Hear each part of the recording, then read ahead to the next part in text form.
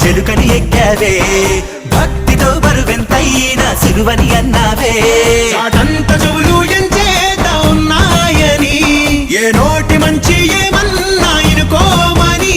మరుగుజ్జు సామి దండం పొడిగించి వక్రతుండం మా బుద్ధి వంకర లెక్కలన్నీ ఒక్క దెబ్బకు తొలగించేరా తందనా దందరు వైరా తందనాల